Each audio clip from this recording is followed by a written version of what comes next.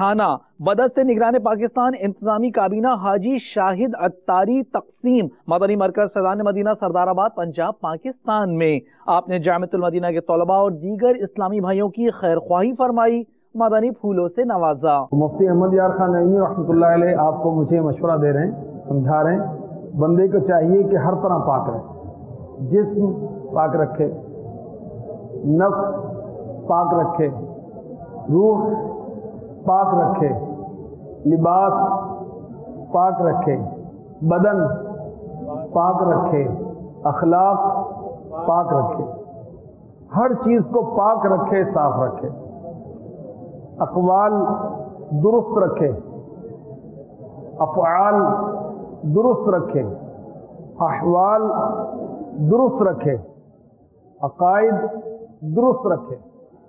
اللہ ایسی پاکی مجھے آپ کو ہم سب کو نصیب فرمائے۔ ظاہری پاکی کو کیا کہتے ہیں؟ باطنی پاکی کو اور دونوں پاکیوں کو نظافت۔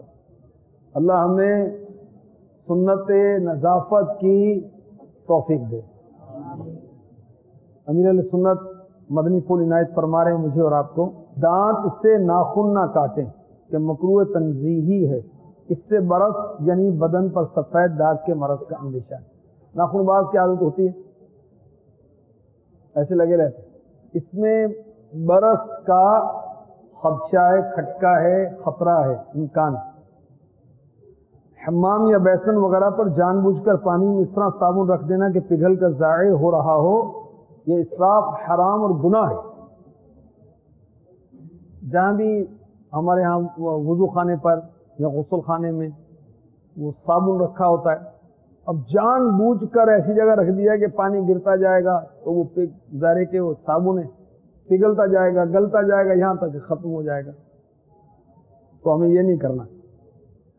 استنجا خانے میں فارغ ہونے کے بعد ایک لوٹا پیشاب کے بعد اور پخانہ کر کے حسب ضرورت پانی بہا دیا کریں، انشاءاللہ عز و جل بدبو اور جراثیم کی افزائش میں کمی ہوگی۔ جہاں ایک آدھ لوٹا پانی کافی ہو وہاں پورے فلیش ٹینک کا پانی نہ بہا دیا جائے، کیونکہ وہ کئی لوٹے پر مشتمل ہوتا ہے۔ میرا ہر عمل بس تیرے واسطے ہو، کر اخلاص ایسا عطا یا الہی، کر اخلاص ایسا عطا یا الہی۔ میرا ہر عمل بس تیرے واسطے ہو،